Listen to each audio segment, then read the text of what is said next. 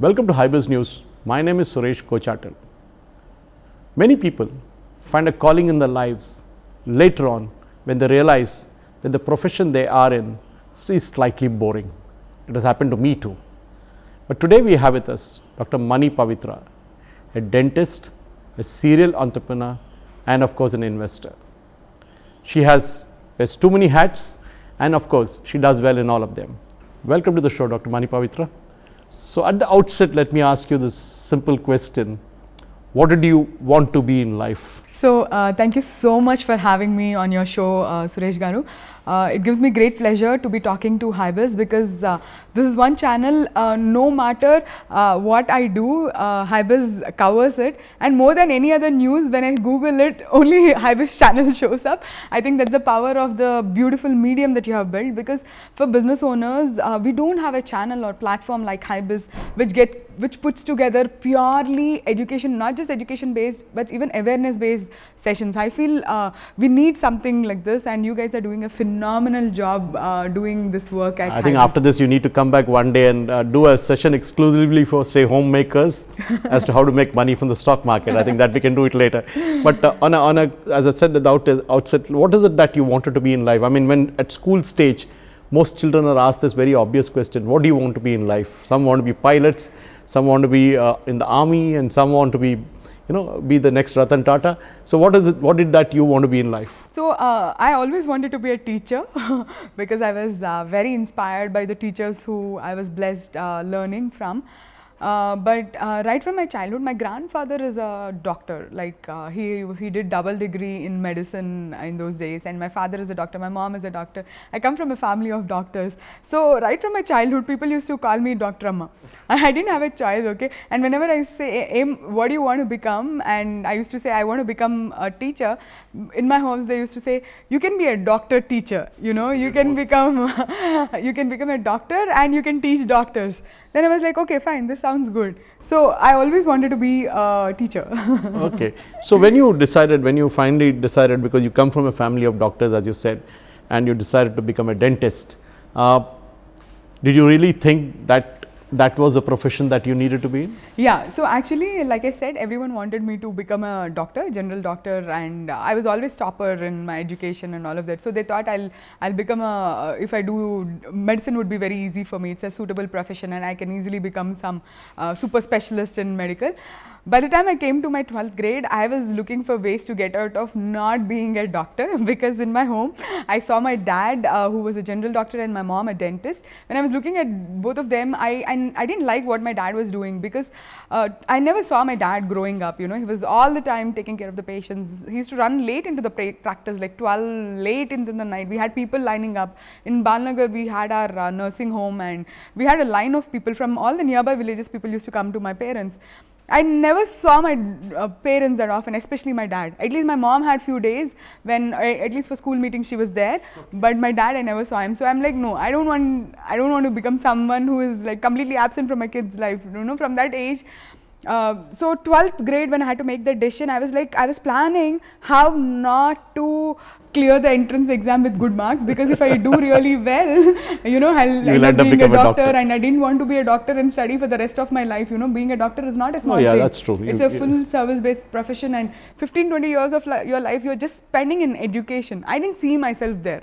For me, I am a person who's full of life. Even during school and college, I was into sports, I was into dance, I was into music. Studies was a part of my life, but it was not everything. So you had a whole kaleidoscope of stuff. Totally, debate, you name it. Other than in the classroom, I'll be there everywhere else. That was the personality. I think that I envy you for that, because most of the people usually don't do that. I mean, they are stuck in some kind of silo, right, and they can't seem to be getting out of it. Right. But you did become a dentist. Yeah, I became a dentist because that was the only choice which I had. So I thought the easier way out is being a dentist, because then I'll have time for my family. Even orthodontia, the reason for choosing that is orthodontists are not emergency doctors, and you don't deal with sick people. You deal with happy people, you deal with kids, you deal with youngsters, you deal with middle-aged people at You the make most. people smile, We make basically. people smile. And I wanted, I'm a very bubbly, energetic person. I wanted to make people happy, smile, empowered, and orthodontia fit into that bill because it was not like an emergency profession, and I meet youngsters all around, and I had a lot of family time. It's not that every single day you have to go to the clinic. That's why I chose to be an orthodontist. So how long did you subsist in this profession? So, Say, how long have you been in this profession? yeah, so 2009, I graduated my MDS. I Okay. was a gold medalist. I was a topper of Andhra, Telangana combined state back then, and there were till next 40 marks. There was no one behind me. So I Okay. topped with a huge margin because no matter what I take it up, I give my best. No matter what I do, I love giving my best. So when I graduated, I was a gold medalist in orthodontia. Okay.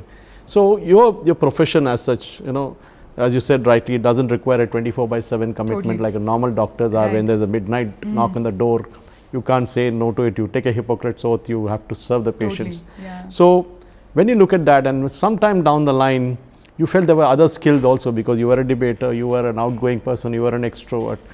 So maybe you thought this something beyond this world that you could do, that you decided to do something else? Yeah, see, because yes, I chose to be an orthodontist, but at the end of the day, it was not satisfying. There was a part of me which was feeling very unused, because once you become a doctor and you're just seeing only your patients, and I never had that personality. I was always an all-rounder, so I was missing something badly. And then simultaneously I became pregnant, and that's when during my pregnancy I started looking for ways to develop my skills, because as a pregnant woman, imagine 10 years back, we still didn't have so much education regarding pregnancy, how to handle and all of that. So that time the only option that I could do was Toastmasters. Okay. So I used to They love are debating club there. debating and instant topics and Okay. all of that. So I used to totally enjoy doing that. So every week till I gave birth, I used to go to Toastmasters club to give my sessions. Okay. So, So the question obviously would be in Toastmasters and all, you would have discovered a passion there again. Yes. About going and meeting people. Because Toastmasters is all that, you have a group of people debating various Right. things. So how did you kind of develop that skill and come to the next phase? So, like I said, I was pregnant when I was in Toastmasters, and then every week I used to go and give sessions, and I'm like, okay, I was really good talking over there. Then I'm like, okay, this could be my profession, where I can make money by speaking and stuff like that. And same time I was pregnant, so I was attending these classes called as Lamaze classes for pregnant couples. Okay. And when I gave birth, immediately post that, it was one of the most powerful thing that I could have ever experienced, Okay. Like giving birth, I didn't take any medication, completely natural birth, absolutely no surgery, not even a knife was used on me, not even a single tablet was used. Okay. It was the birth in the most rawest form. So it was a very deeply spiritual and powerful experience. Okay. So I wanted couples to enjoy that experience, because most of the times you hear only sob stories about pregnancy. Yeah, You yeah. hear, oh my God, that's so difficult. Oh, I was not someone like that. And I all was, the C-sections of the world. yeah, and I gave birth normally. It was not. It was not something which is very, very difficult. It was That's okay. true. It was manageable, and I could manage it, and I gave birth. So I wanted couples to experience that beauty, because in that birthing moments, the way my husband supported me, and the bond that we experienced, and the way we raised kids post that, it was brilliant. Like even now I get goosebumps when I think of that. So I wanted couples to experience that beauty in birthing and raising their kids. So what did you do for that? So I got certified as a Lamaze childbirth educator, and I was helping couples over the past 9 years. Along with my dentistry, I used to do weekend sessions for couples, educating them about the power of their body, and how pregnant women can be much more than just like patients. They are the most powerful ones, but they feel they're patients and they don't move around and all of that. That's how my partnership with Sanctum came into being, and from there, my organization called as Million Moms, where I have helped more than 3 million mothers. Wow. Yeah, and I worked one-on-one with 28,000 people about the awareness regarding their health and fitness. Okay. So I know we consider an urban setting, that's perfectly okay, because you see women more or less accepting what you say. Right. The question comes in when because I have dealt extensively when I was doing my CSR projects, when I was the head of CSR for Apollo at that time, in places like Aragonda and all that, where we see a lot of rural women. We have to bring them to a stage because a nation or a state's healthcare parameters are determined by two things. One is infant mortality and second is maternal mortality. Right. Now we see a lot of maternal mortality happening in states which don't have much of education. Absolutely. Especially the women level. Right. But you see a state like Kerala, for example, which has got parameters better than Sweden and all the European countries. So what is it, according to you, what is the dichotomy there? See, it's like you rightly said, it's purely education. That's why I got into educating women about their power of the body and understanding, you know, and drawing the line. Like when we take ownership of our own body and we understand what's happening in our body, especially with respect to health and fitness, and when you're not leaving it at someone's mercy, even to a doctor. Correct. Like, how can a doctor know much better than us about our own body? Right. So what to eat, what not to eat, what not to eat. You know, here the biggest sadness is the moment the woman becomes pregnant, but let it be rural, more so in rural, they treat them like, okay, don't move, don't do that. Whereas in our olden times, that was not the case. Women used to go do all the work. Till the last month before month. And now with the advance of technology, where you have the best of the best technology, you have a washing machine, you have a grinder, dishwasher, every damn thing is available at the tip no of a finger. There's no physical effort. So what's happening is women's bodies are changing because they're just eating food and there's no other physical exercise, and most people advise bed rest, which is not necessary. So the whole purpose of doing Million Moms is to help mothers, no matter in which corner of the world. If they need education, it is available free of cost. We built a platform where automatically they can take ownership of their body. It's a step-by-step process. We have a 21 days challenge, we have a 100 days challenge.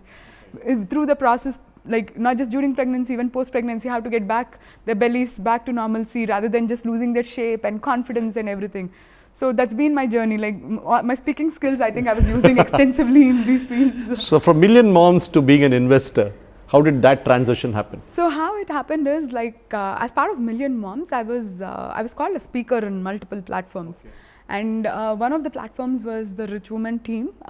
Rich Woman Team is nothing but Robert Kiyosaki, who does Rich Dad Poor Dad book. Yeah. And they have a huge financial education institute across the world. So when they came to India, they chose me as one of the Indian speakers to talk on stage, because not only was I financially successful running multiple businesses, so they usually choose inspirational speakers from every country to talk on stage. Okay. Those women who are financially successful, that is one of their criteria. So by the time I was running my convention center, I have my business training center, and I'm a partner at Sanctum, and I have my polyclinics. So with all of this, I think I got qualified to be on that platform. So when I spoke on the platform and got off the platform, a lot of women came to me asking, "Ma'am, can you please teach us how to make money?" My journey was a long one. You know, I was an investor right from my college days. Like if 10,000 was my pocket money, I used to save money. I used to just use 3,000. Out of 7,000, I go buy gold coins. And those gold coins, I always used to track the money on the papers. And whenever the price goes up, I sell it.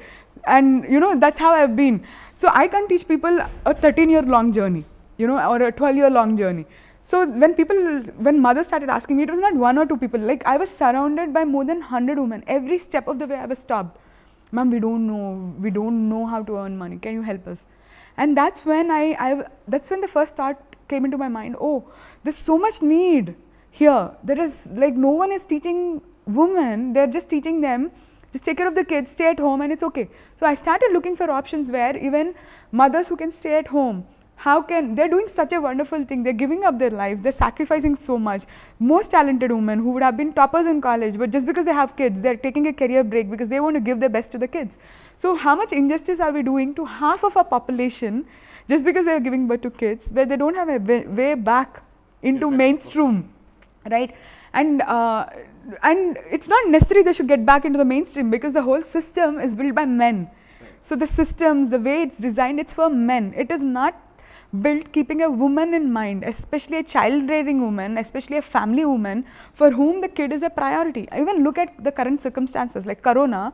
The schools are shut down. We are opening up offices. What would career women do? Their heart is split. They want to take care of the kids, but kids are at home. We don't know when the schools are going to open, but workplaces are being open. So what would these women do? Where would they go? They juggle too many things. Too many things. So we are putting too much pressure on a woman. We are expecting her to be some superhuman being who has the capacity to manage so many things. It's impractical, and we glorify multitasking. I believe that's putting half of our population, you are either they're subjected to, they can't take so much pressure, so they just settle down to, okay, just raising kids. The rest of them who try to do multiple things, they're battling so many areas. At work, at home, they have to battle so many things. The stress levels. And at the end of the day, they're not satisfied because they're not giving their best there, they're not able to give their best here. They don't have that support system. So my journey then, only after that platform was, oh my God, there's such a huge need, what can I do? And till then, to tell you the truth, even I, though I was setting up multiple enterprises, the accounting and the finance part, I used to conveniently leave it on my husband. You know, because in our minds, we are just, the way not we good are with raised, numbers there. not good with numbers, you know, we don't have that confidence, especially being a doctor. I'm like, no. I used to tell him very clearly, okay, accounts is yours, I'll run n number of business, I'll do marketing, I'll do strategy, I'll do every damn thing. I'll do team management, don't team ask me building. for the... Don't ask me for numbers, you know, that you don't ask me. I was someone like that. But when I saw the need and I started researching on the subject, I realized we don't take ownership because of the conformity. As a society, we conform to certain norms and we think finances is the man's... Exactly. And then I realized my bias and I'm like, no, something has to change. So that actually brings me to the next point, which is basically you moved from just being an investor to teaching people how to invest. Yes. Was that a natural transition again? Absolutely, because like I said, I always come from a space of how can I serve and how can I help women, especially mothers, like what best can I do for them. We ran a very successful campaign with respect to our 21 days challenge where health and fitness was taken care. After that, what? These women have so much energy now. Right? Then where do we channel all of this energy? And then I realized it has to be finances. And if I have to be teaching finances, I better be a good investor myself. So I was searching for who's the best in the world with respect to finances. And I realized Warren Buffett is the master guy who's been there for, yeah, he's a god of finances. And luckily, to my blessing, in this process, again, I was a speaker on one of the stages. And I had another speaker, my co-speaker, Rashwin Rajendran. He's a director of Buffet Online School. And imagine my luck, like this is what I truly believe. When we are in a search of something, when we are truly the universe conspires to make it happen. Absolutely, imagine. I was like, I wanted to learn this, and my co-speaker is someone who's teaching this subject. So I go to him and say, see, I'm being very frank, my husband manages my finances. But anywhere I go, I am the one who searches for investments. I know where to put, but I'm afraid of looking at numbers. He said, Mani, don't worry, just come to the session. I was sitting in the session there and everything looks blank. I'm like, I'm panicking, shit, this is not my cup of tea. And then I'm like, no, this is how most women are thinking right now in India. And if you truly want to do something really good for women, you better take charge of your mind. And sitting there, I'm like, I'm doing this, no, I have to do this. Not for me, but at least for all those women who look up to me. And then in the seminar, it was announced, okay, who makes the first highest amount of money, who can become the trainer. Oh, that was a challenge. That was a challenge, and I love challenges. It's like, I was like, okay, I need to do it. I'll figure out how I have to do it. And I was the first person to make the maximum amount of money. And the team was like, okay, do you want to be part of the team? I said, I would love to be part of the team. And that's how it all began. And today I'm able to help a lot of people. So you transitioned from a profession of a dentist, or rather you call it by a different name, but then you came to a motherhood phase. So you taught moms how to be confident of themselves, how to take care of themselves. You got to be an investor. Then you taught people how to invest.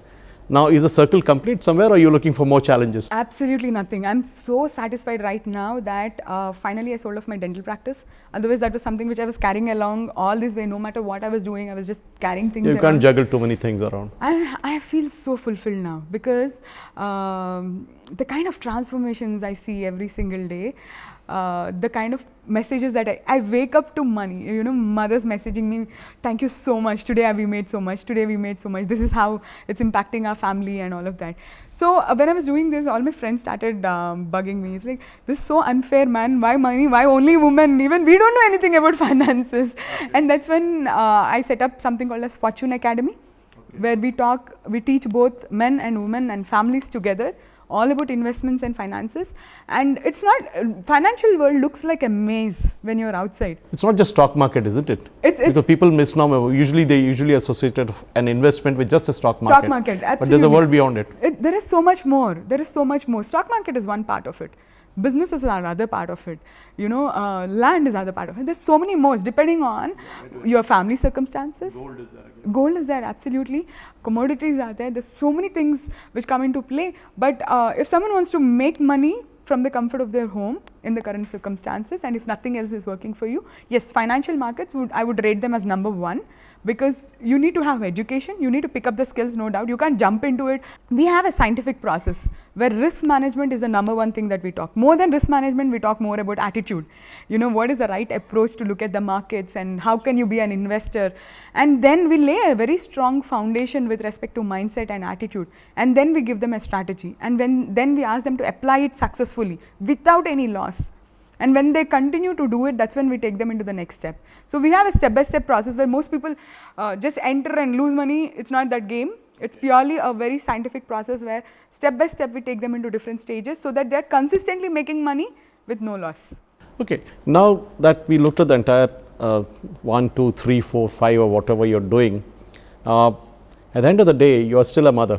You have a son, being a mother. You have a husband, and yeah, you need to manage them. And quite often this task, as you rightly said earlier, that to juggle all this is pretty tough, even if you're staying at home still, because you got to go around, do your rest of the work. So when you talk to a working lady or to an typical Indian woman who feels that my job is to stay at home, make the rotis and take care of the kids, is that all that is there? Because they're sitting at home itself, you talked about they can do various things. Right. So do you feel, I mean, with the present lockdown, for example, that's a classic state where people have realized suddenly that there's so many things that which we used to do were like a waste of time. Driving 1.5 hours to work was sheer foolishness. Today I can sit at home, do all the more, absolutely, and then still achieve better results than what I was doing before. So when you look at the overall picture, when you look at the perspective of an Indian woman, quite often the typical image of an Indian woman is she will bear with it no matter what. She will put up with any kind of nonsense. Is that changing? Definitely it's changing because Suresh Garu, the most important thing is we are working on mindsets of people who are coming to us. When they're working on mindsets, they change, they transform in many ways. They become more pleasant, they become more, the entire family goes through a mindset change even before they become investors. So they start looking at things to be grateful for versus complaining. They look at taking ownership versus blaming someone else for their faults or wherever they are right now in their lives. So it's a very beautiful process that most of us go through. And I tell mothers one thing, and anyone who's sitting at home, man, this is your time. You have mastered staying at home, and Corona has got you the best of the best opportunities. You can stay at home. Like I am sitting at home. Every month, I'm speaking to more than 4,000 to 5,000 people sitting at the comfort of my home. I am a homemaker. So those circumstances which were running us before Corona are not there anymore. We have stepped into an altogether new and powerful space where women can be the drivers because we are used to staying at home and managing multiple things. But at the same time, this is a very important thing, it's something called support system. Absolutely. Unless you have a support system, you need to travel, for example, from Hyderabad out somewhere. There, somebody needs to take care of the kids. There has to be a support system at work. Do you think Indian husbands, or maybe, you depend a lot on your in-laws or your mother and father and all that, the support system is still relevant? We have moved out of joint families into nuclear families, but still, do you think since we went back to a lot of old things during Corona, like, wash your hands, which is something we used to do when you're in the villages, wash your feet before entering the home. Do you think the support system also comes back into play now? Right. So Fortune Academy and Fortune Community, where we're talking about finances, is based on 3 fundamental principles. One is to have multiple streams of income. Second is to learn, grow and serve back, like give back to the society. And third and the most important one is to build systems at home and systems for your money, right? Systems work, people fail. Never depend on, oh, my mother will do this, my husband will do this. That is where all the entire problem is. So you need to be process driven, not people It driven. has to be process driven. And I teach women how to build those systems. Not just women, even men don't have systems. That's why they're escaping from the family fold altogether, right? They're conveniently putting all the load onto the woman and escaping because they don't have a system in place. They don't read the maps. Totally. So the most important thing is building systems at home and building systems for money.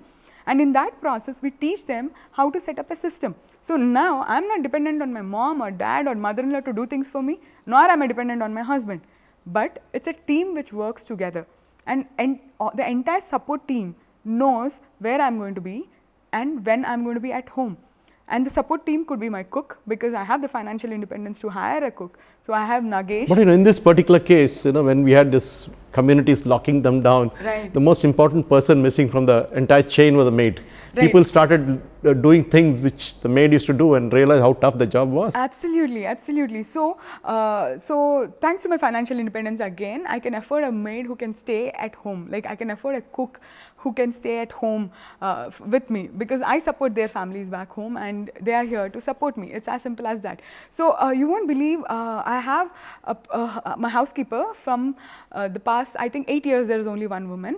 She is financially independent. She bought a property of land, which today is 18 lakh rupees worth. Wow. Yeah. So that's the power of all the people who are there in part of my support system. So when it should be win-win for everyone at home, and when you cannot support people, why will they be your support system? So everyone in my life, right from my driver's family to my cooks to housekeepers, whoever is there, parenting I do, rest everyone else can do. That is what I truly believe. So all of them have grown with me. All of them have bought properties, all of them have bought houses, they bought a lot of gold along with me. So I set up a financial system. I think wherever you walk, talk, everything you speak on this only. Yeah, because there's no point, right? If my house doesn't reflect, like the person closest to me doesn't know that. Who in the world am I going to go and teach and educate, right? I feel we have to live by example, and looking at us, people should get inspired to take up. So my housekeeper comes and asks me, Amma, ee samvatsram em cheddam amma? Amma, ee samvatsram. So every year I ensure they're investing in something.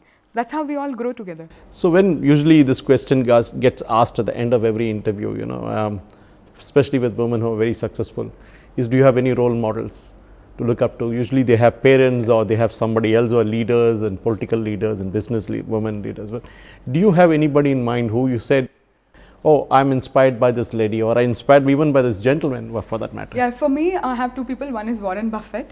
Why I'm inspired by him is because of his philanthropic activities. And I have my mentor, Rashvin Rajendran, who's the director of Buffett Online School.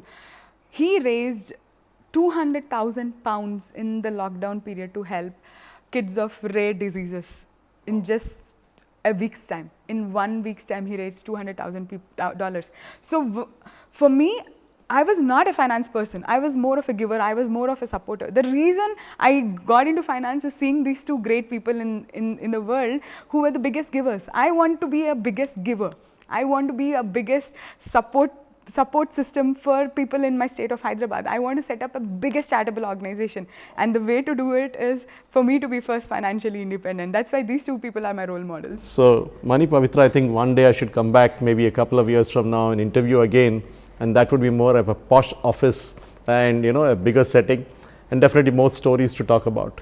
Thank you very much for speaking to us, Hybus News. I think a lot of women would have understood the impact of investing right, investing for the moment, investing for the future. And I think maybe they need your advice to make it happen. Thank you very much for speaking to us at Hybus News. Thank you so much for this opportunity, for having me here with you guys to share the small kind of life that I'm leading. Thank you very much. Many women go through their lives with dreams which are unrealized. Many achieve it, and as I say, many achieve greatness too. We just spoke to Mani Pavitra, a lady who is juggling various dreams and making them happen. Thank you for watching.